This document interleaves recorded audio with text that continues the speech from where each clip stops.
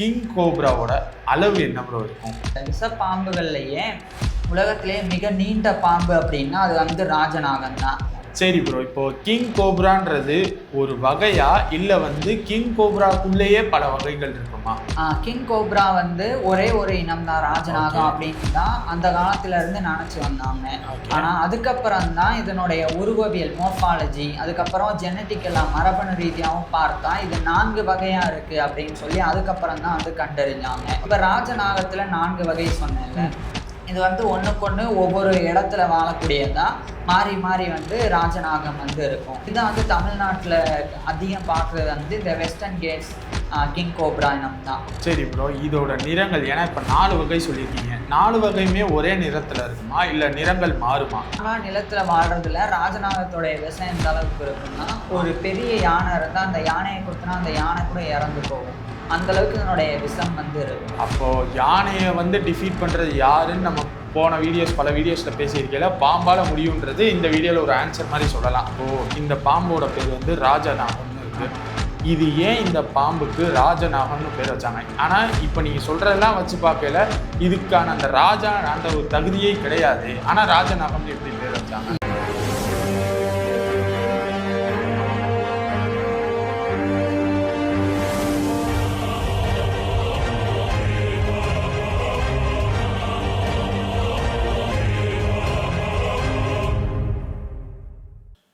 இந்த சீரீஸ்ல அனகோண்டா, பாம்பு, இன்னும் சிலன்னு வராது. ஓகே, இந்த சீரீஸ்ல இன்னும் சொல்ல போனா தேவையில்லாத வேலை, அந்த ஃப்ளோ வரல. ஓகே, போலாம். இந்த சீரீஸ்ல அனகோண்டா, பாம்பு, அதோட வாழ்க்கை முறை, சுவாரஸ்யமான விஷயங்கள், பாம்பு எப்படி பறக்கும் அதெல்லாம் நம்ம பார்த்துருந்தோம். அதே மாதிரி தண்ணிக்குள்ள வாழ்ற பாம்பு அப்படின்னு சொல்லி அதோட வாழ்க்கை முறையெல்லாம் பார்த்துருந்தோம். ஆனா பாம்புலேயே ஒரு மாதிரி எப்படி சொல்றதுன்னா, ஒரு பிரம்மாண்டமான பாம்பு, இந்த பேரை சொன்னாலே எல்லாத்துக்குமே ஒரு மாதிரி டேய் இது கொஞ்சம் பிரம்மாண்டமான பாம்புடா அப்படின்னு சொல்ற பாம்புனா அதுதான் கிங் கோப்ரா. கிங் கோப்ரா பத்தி எத்தனை பேர்த்துக்கு எவ்வளவு தெரியும் தெரியல. இந்த வீடியோவை பார்த்தா கண்டிப்பா கிங் கோப்ரா பத்தி உங்களுக்கு ஒரு இது தெரிஞ்சிடும். ஓகே, இந்த பாம்புனா இப்படித்தான் இருக்கும் அப்படின்ட்டு. ஓகே, வீடியோக்குள்ள போலாம். ஃபர்ஸ்ட் ப்ரோட்ட கேட்போம். ப்ரோ, கிங் கோப்ரா ஓகேவா, அதோட வாழ்க்கை முறை, சுவாரஸ்யமான விஷயங்களை தான் நம்ம இந்த வீடியோல பார்க்க போறோம். ஃபர்ஸ்ட், கிங் கோப்ராவோட அளவு என்ன ப்ரோ இருக்கும்? கிங் கோப்ரா ராஜநாகம் பொறுத்த வரைக்கும் சராசரியா பார்த்தா 10ல இருந்து 13 அடி வரைக்கும் இருக்கும். இன்னும் சில இடங்கள்ல 15 அடி வரைக்கும் இருக்கும். ஆனா அதிகபட்சம் அது வந்து ஒரு ரெக்கார்டு அப்படின்னு சொல்லணும் அப்படின்னா அது கிட்டத்தட்ட 18 அடியை தாண்டி இருக்கு. அதாவது அனகோண்டாவுடைய சைஸ் இருக்குல்ல, அதனுடைய நீளம் அளவுக்கு கிட்டத்தட்ட நெருங்கி ராஜநாகத்தினுடைய அளவு வந்து இருந்திருக்கு. ஸோ அந்த அளவுக்கு ராஜநாகம் வந்து நீளமானது. இன்னும் சொல்ல போனா விஷம் இருக்கக்கூடிய விஷ பாம்புகள்லயே உலகத்திலேயே மிக நீண்ட பாம்பு அப்படின்னா அது வந்து ராஜநாகம் தான். இப்ப மற்ற விஷமுள்ள பாம்புகள்லாம் இருக்கும்ல, அதெல்லாம் ஒப்பிடும்போது ராஜநாகம் தான் பெருசா இருக்கும். அதாவது விஷத்திலேயே விஷ பாம்புகளினுடைய அளவுகள்ல ராஜநாகம் தான் நீளம். இப்ப அனகோண்டா இருக்கு, பைத்தான், ரெட்டிகுலேட்டட் பைத்தான், இதெல்லாம் வந்து விஷ பாம்பு கிடையாது, அது ஒரு மாதிரி நெருக்கி முழுங்கக்கூடியதுதான். அதனால அதுல அது பெருசா இருக்கலாம். ஆனா விஷ பாம்புகள்லயே ரொம்ப நீளமான ரொம்ப பெரிய பாம்புன்னா அது ராஜநாகம் தான். ஓகே, இதோட எடை எவ்வளவு ப்ரோ இருக்கும்? மேக்சிமம் வந்து ஒரு 15 கிலோ அளவுக்கு வந்து இருக்கும். 10ல இருந்து 15 கிலோ அளவுக்கு இவைகளினுடைய எடை வந்து இருக்கும். Okay, minimum bro? மினிமம் வந்து அதனுடைய அளவு பொறுத்து கொஞ்சம் கொஞ்சம் மாறுபடும். 5 கிலோ 7 கிலோ அப்படின்னு சொல்லி அது வந்து பிறக்கிறது, அதுக்கப்புறம் வளர்றது, அதனுடைய எடை, அந்த அளவு சம்மந்தப்பட்டு கொஞ்சம் கொஞ்சம் மாறும். ஆனால் பொதுவாக 10ல இருந்து 15 கிலோ வந்து ராஜநாகம் இருக்கும். சரி ப்ரோ, இப்போ கிங் கோப்ரான்றது ஒரு வகையா இல்லை வந்து கிங் கோப்ராக்குள்ளேயே பல வகைகள் இருக்குமா? கிங் கோப்ரா வந்து ஒரே ஒரு இனம் தான், ராஜநாகம் அப்படின்னு தான் அந்த காலத்துல இருந்து நினைச்சு வந்தாங்க. ஆனா அதுக்கப்புறம் தான் இதனுடைய உருவவியல் மோர்பாலஜி, அதுக்கப்புறம் ஜெனட்டிக்கெல்லாம் மரபணு ரீதியாகவும் பார்த்தா இது 4 வகையா இருக்கு அப்படின்னு சொல்லி அதுக்கப்புறம் தான் வந்து கண்டறிஞ்சாங்க. குறிப்பா 2021 இருந்து 2024 இந்த காலத்துல இடைப்பட்ட நடந்த ஸ்டடியில தான் இதெல்லாம் கண்டுபிடிச்சாங்க. இப்ப ராஜநாகத்துல 4 வகை சொன்னேன்ல, இது வந்து ஒன்றுக்கொன்று ஒவ்வொரு இடத்துல வாழக்கூடியதான் மாறி மாறி வந்து ராஜநாகம் வந்து இருக்கும். இதனுடைய ஜீனஸ் அப்படின்னு சொல்லி பேரினத்தினுடைய பேர் வந்து ஆஃபியோஃபேகஸ் அப்படின்றது. அப்படின்னா லட்டின்ல வந்து பாம்புகளை உண்பது அப்படின்னு அர்த்தம். ஸோ இப்போ இதுல வந்து 4 வகை. முதல் வகை வந்து நார்தன் கிங் கோப்ரா. இது வந்து வட இந்தியாவிலையும் அதே மாதிரி சீனா மியான்மர் வரைக்கும் பரவி இருக்கு. அந்த இடங்கள்லாம் இந்த ராஜநாகங்கள் வந்து இருக்கும். சமவெளிகளில் கூட இது வந்து இருக்கும், பாறைகளுக்கு இடையில. ஸோ அங்கெல்லாம் இந்த ராஜநாகம் இருக்கும். இதுதான் வந்து இருக்கிறதுலயே நான் சொன்னேன்ல அந்த 18 அடியை தாண்டி இருக்குன்னு, அது வந்து இந்த நார்தன் கிங் கோப்ரா தான். அதுக்கப்புறமா வெஸ்டர்ன் கேட்ஸ் கிங் கோப்ரா. இது வந்து மேற்கு தொடர்ச்சி மலைகள்ல கேரளா கர்நாடகா அந்த பக்கம் இருக்கக்கூடிய பசுமை மாறா காடுகள்ல இந்த ராஜநாகம் வந்து இருக்கும். இதுதான் வந்து தமிழ்நாட்டுல அதிகம் பார்க்கறது வந்து இந்த வெஸ்டர்ன் கேட்ஸ் கிங் கோப்ரா இனம் தான். அதுக்கப்புறம் வந்து சுண்டா கிங் கோப்ரா அப்படின்னு சொல்லி இருக்கு. இது வந்து இந்தோனேசியா மலேசியா அந்த பகுதிகளில் வந்து இந்த பாம்புகள் வந்து இருக்கும், இந்த ராஜநாகம் வந்து. அதுக்கப்புறம் தான் லூசான் கிங் கோப்ரா. இது வந்து பிலிப்பைன்ஸ்ல வந்து இருக்கும், அங்க மட்டும்தான் இந்த வகையான ராஜநாகம் இருக்கு. ஸோ இந்த மாதிரி 4 வகையில இருக்கு அப்படின்னு சமீபத்துல தான் வந்து கண்டறியப்பட்டது. சரி ப்ரோ, இதோட நிறங்கள், ஏன்னா இப்ப 4 வகை சொல்லியிருக்கீங்க, 4 வகையுமே ஒரே நிறத்துல இருக்குமா இல்ல நிறங்கள் மாறுமா? 4 வகையுமே அது வாழக்கூடிய இடத்தை பொறுத்து நிறங்கள் வந்து மாறும். மாறுமா மாத்திக்கிருமா? இல்ல மாறும், மாத்திக்கும் எல்லாம் கிடையாது. அது பரிணாமத்துல தானா வந்து நடந்த மாற்றம் தான். உதாரணத்துக்கு வந்து ஆலிவ் கிரீன்ல வந்து சில ராஜநாகம் வந்து இருக்கும். இது எங்க ப்ரோ தங்கும் இருக்கும்? இப்ப ராஜநாகத்திலே ஆலிவ் கிரீனா இருந்தா அதிகமா அது வந்து அடர்ந்த காடுகள்ல இருக்குன்னு அர்த்தம். ஏன்னா அங்க வந்து இலைகள்ல மறைஞ்சுக்கிறதுக்கு புல்வெளிகள்ல மறைஞ்சுக்கிறதுக்கு அந்த நிறம் வந்து அதுக்கு உதவியா இருக்கும். சோ அந்த மாதிரியான இடங்கள்ல அந்த கலர்ல இருக்கிற ராஜநாகம் வந்து தப்பி பொழைக்கும். அதே மாதிரி இன்னும் சிலது வந்து பிரவுன் கலர்ல இருக்கும். ஆனா ஆலிவ் கிரீனா இருந்தாலும் சரி பிரவுனா இருந்தாலும் சரி அதனுடைய மேல வந்து எல்லோ கலர்லயோ இல்லைன்னா ஒயிட் கலர்லயோ கோடுகள் இருக்கும். இந்த ராஜநாகங்கள்லயே வந்து ஒரு சிலதுக்கு வந்து இந்த சுண்டா இதுக்கு வந்து கோடுகள் வந்து அவ்வளவா இருக்காது. அதுக்கப்புறம் வந்து பிறக்கும் போது அந்த குட்டி ராஜநாகங்கள் அவைகளுக்கு வந்து இந்த நிறங்கள் வந்து பிளாக் கலர்ல இருக்கும், ஒயிட் கலர்ல கோடு கோடா வந்து இருக்கும் பிறக்கும் போது. அது வளர வளரதான் அது ஆலிவ் கிரீனாவோ இல்லைன்னா பிரவுனாவோ வந்து அதனுடைய உடல் நிறம் வந்து மாறிடும். ஓகே, இப்போ நீங்க சொன்ன நிறங்களை வச்சு பார்க்கல இந்த பாம்பு வந்து ஒரு மாதிரி விஷத்தன்மை இருக்கிறதுன்னு தெரிஞ்சிருச்சு. ஆமா, நீங்க சொல்ற நிறங்களும் இந்த விஷத்தன்மையை சேர்த்து பார்க்கல இது ஒரு மாதிரி நெகட்டிவ் அந்த மாதிரி ஒரு வைப்ரேஷன்ல இருக்கு. இது அந்த நிறத்துக்கும் இதுக்கும் சேர்ந்ததுனால நமக்கு அந்த மைண்ட் செட் வருதா இல்ல நம்ம பார்த்ததுனால இந்த மைண்ட் செட் வந்துருச்சா? இல்ல, பாம்புகள் பொதுவாகவே ராஜநாகம் மட்டும் இல்லாம சில மலை பாம்புகளா இருக்கட்டும், இந்த மாதிரி எந்த பாம்புகளா இருந்தாலும் அது வாழ்ற இடத்துக்கு மாதிரி தான் நிறம் இருக்கும்.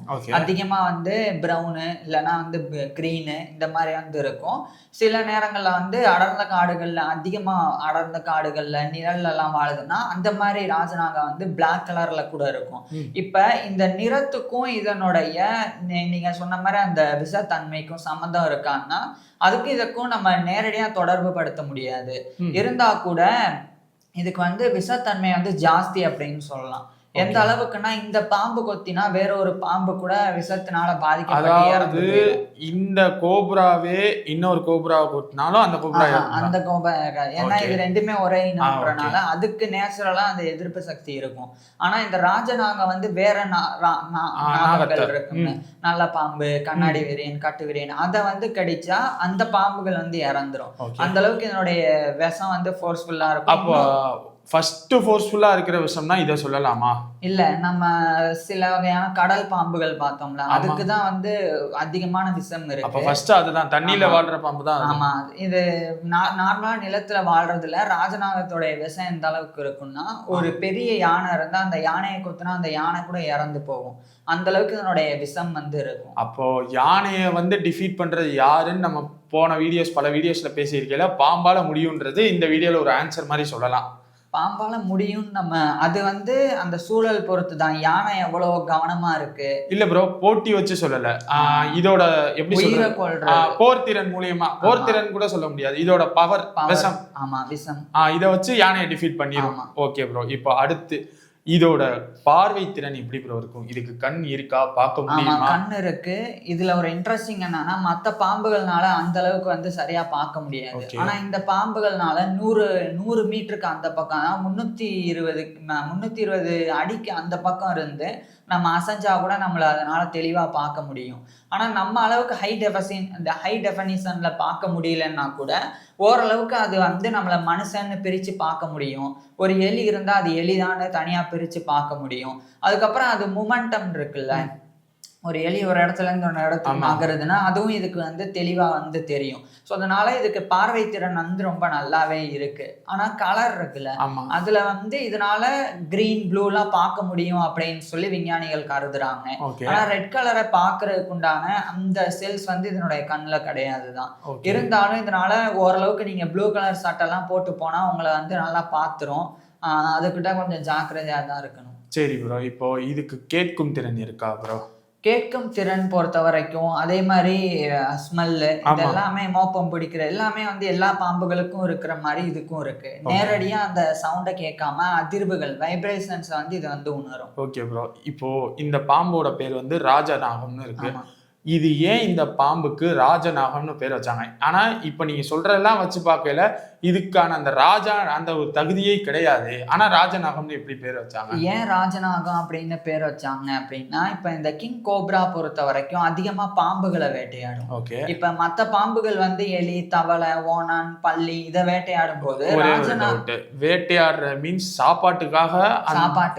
இந்த பாம்பு இப்ப கோப்ராவும் சாப்பாட்டுக்காக தான் இன்னொரு பாம்பு வேட்டையாடுது. இன்னொரு பாம்பை வேட்டையாடுறது சாப்பாட்டுக்காக தான். மத்த பாம்புகளை வந்து ஈஸியா இது வந்து தலையை கவ்வி பிடிச்சிட்டு டக்குன்னு அதனுடைய விஷத்தை ஏற்றி அந்த பாம்புகளை கொண்டுட்டு அப்படியே முழுசா தலையில இருந்து முழுங்கிரும். அந்த அளவுக்கு ராஜநாகங்கள் வந்து மற்ற பாம்புகளை வந்து வேட்டையாடும். இது வந்து பாம்புகளையே இது வேட்டையாடுறதுனாலதான் இதுக்கு நான் ஆரம்பத்துல சொன்ன மாதிரி ஆஃபியோஃபேகஸ் அப்படின்னு சொல்லி அந்த பேரே வந்து வச்சாங்க, பாம்புண்ணி அப்படின்னு. அதுக்கப்புறம் இது பாம்புகளை சாப்பிடுறது மட்டும் இல்லாம இப்ப மற்ற பாம்புகளே இந்த பாம்புகள் வேட்டையாடுது, இது ஒண்ணு. ரெண்டாவது இது வந்து நிக்கிறது. இப்ப நிக்கிற தோணின்னு ஒண்ணு இருக்குல்ல, மத்த இப்ப நல்ல பாம்பு கூட தலையை தூக்கி பார்க்கணும், இருந்தாலும் இந்த பாம்பு அளவுக்கு முடியாது. இந்த பாம்பு ஒரு 15 அடியில இருக்குன்னா 1/3 பங்கு உடம்பு இதனால அப்படியே மேல தூக்க முடியும். உதாரணத்துக்கு 15 அடின்னா 5 அடி 1/3 பங்கு, அப்ப 5 அடி வரைக்கும் அதனால நிமிர்ந்து பார்க்க முடியும் நம்மள. அப்ப நம்ம நின்று இருந்தா நம்ம நெஞ்ச அளவுக்கு அது வந்து நிற்கும். அது ஒரு கம்பீரமா இருக்கும். அது மட்டும் இல்லாம மற்ற பாம்புகள்னால எலும்பி பார்க்க முடியும், அவ்வளவுதான். இதனால எலும்பி பார்த்துக்கிட்டே இப்படி நகர்ந்து வர முடியும், நம்மளை பார்த்துட்டே நகர்ந்து வர முடியும். ஸோ அந்த திறனும் இதுக்கு வந்து இருக்கு. ஸோ அந்த 2 ரீசன்ஸ்னாலதான் இதுக்கு வந்து கிங் கோப்ரா அப்படின்னு சொல்லி ராஜநாகம் அப்படின்னு பேர் வச்சாங்க. ப்ரோ, இப்போ ஒரு சில பேர் பாம்புக்கு பால் ஊத்துறாங்களே, இது நான் வந்து ஸ்டார்டிங்லேயே கேட்கணும்னு நான் யோசிச்சதே இப்போதான் ஞாபகம் வந்துச்சு. பாம்புக்கு பால் ஊத்துறாங்கல்ல, உண்மையிலேயே அந்த பாம்பு பால் குடிக்குமா, இல்ல அது எதுக்காக பால் ஊத்துறாங்க? இந்த பாம்புக்கு பால் ஊத்துறது, அதுக்கப்புறம் முட்டை வைக்கிறது, அது புத்துல வாழுதுன்னு நினைக்கிறது, இது பத்திலாம் நம்ம தனியா ஒரு இன்ட்ரெஸ்டிங்கா அந்த ராஜநாகம் பத்தியே 3ஆவதா ஒரு வீடியோ பார்ப்போம் இதை பத்தி. அப்ப வந்து அதுல வந்து சொல்றேன், இது இன்னும் சுவாரஸ்யமா இருக்கும் அதுல சொன்னா. சரி, ஓகே ப்ரோ. இப்போ ராஜநாகத்தோட வாழ்க்கை முறை சொல்லிட்டீங்க, அதுக்கான இனச்சேர்க்கை அந்த முறை எப்படி ப்ரோ இருக்கும்? இனச்சேர்க்கை வந்து நம்ம தனியாவே ஒரு வீடியோல சொல்லுவோம். ஏன்னா இது ரொம்ப சுவாரஸ்யமா இருக்கும். மற்ற பாம்புகள் மாதிரி இல்லாம ராஜநாகங்களுடைய இனச்சேர்க்கை, குட்டி எப்படி பிறக்குது, அதெல்லாம் இன்னும் கொஞ்சம் விசித்திரமாகவும் யூனிக்காகவும் இருக்கும். அதனால அது தனியா பார்த்தா இன்னும் சுவாரஸ்யம். அடுத்த வீடியோல அதை பார்க்கலான்றது கன்ஃபார்ம். இந்த வீடியோல உங்களுக்கு ஏதாவது சொல்றதுக்கு இருக்கா ப்ரோ? ஏதாச்சும் இனச்சேர்க்கை பத்தி அடுத்த வீடியோல பாக்குறது தான் அடுத்த வீடியோ. ஓகே, ராஜநாகத்தோட வாழ்க்கை முறையை பத்தி இந்த வீடியோல நீங்க பார்த்திருப்பீங்க. உங்களுக்கு ஏதாச்சும் சந்தேகம் இருக்கலாம், ஏப்பா ராஜநாகத்துல இந்த கேள்வியை ஏன்பா விட்டுட்டேன், அப்படி ஒரு கேள்வி இருந்தா அதை கீழே கமெண்ட் பண்ணுங்க. அடுத்த வீடியோல ராஜநாகத்தோட இனச்சேர்க்கை முறை, அதோட குட்டியோட வாழ்க்கை முறை எல்லாத்தையுமே அடுத்த வீடியோல வந்து பார்க்குறோம். தேங்க்யூ.